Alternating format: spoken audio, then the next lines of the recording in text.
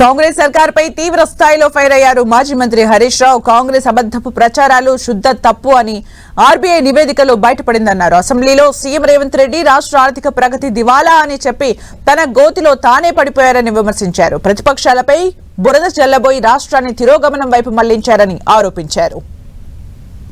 నిన్నగాక మొన్న reserve Bank of India ఇచ్చిన నివేదికలో 10 ఏళ్ల తెలంగాణ అభివృద్ధిపై కాంగ్రెస్ మంత్రులు ముఖ్యమంత్రి రేవంత్ రెడ్డి గారు చేస్తున్న దుష్ప్రచారం అంతా కూడా శుద్ధ తప్పు అని తేలిపోయింది. తెలంగాణ దివాలా దివాలా అంటున్నటువంటి వారికి Reserve Bank of India report చెంపపెట్టు లాంటిది. ఇది ఆర్బీఐ ఇచ్చినటువంటి report. Reserve Bank of India ఇది మేం చెప్పిందో, బీఆర్ఎస్ పార్టీ చెప్పిందో, మేము అధికారంలో ఉన్నప్పుడు చెప్పిందో కాదు. ఈ దేశం యొక్క ఆర్థిక వ్యవస్థను నడిపిస్తున్నటువంటి Reserve Bank of India report ఇది.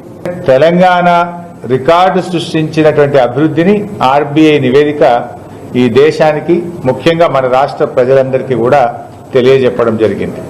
కేసీఆర్ ఘనతకు, తెలంగాణ 10 ఏళ్ల అభివృద్ధికి ఇంతకు మించిన సాక్ష్యం, ఇంతకు మించిన తార్కాణం ఇంకేముంటది అని నేను అంటా ఉన్నా.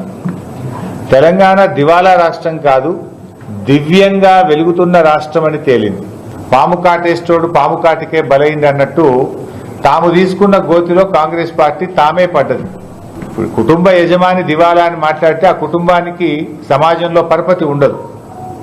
రాష్ట్ర పెద్దగా ఉన్న ముఖ్యమంత్రి అసెంబ్లీలోనే దివాలా దివాలా అని మాట్లాడి లేని దివాలాను ప్రచారం చేసి మా మీద బురద జల్లబోయి తాను బురదలో ఇరుక్కున్నాడు. ఈరోజు ఏమైంది? ముఖ్యమంత్రి అట్లా మాట్లాడే వరకు రాష్ట్రానికి పెట్టుబడులు రాకుండా పోయినాయి. పెట్టుబడులన్నీ రాష్ట్రం నుంచి తరలిపోతా ఉన్నాయి.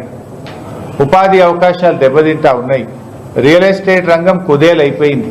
అంటే ఒక అబద్ధపు ప్రచారాలతోని ప్రతిపక్షం మీద బురద జల్లబోయి రాష్ట్రాన్ని దెబ్బతీస్తున్నారు.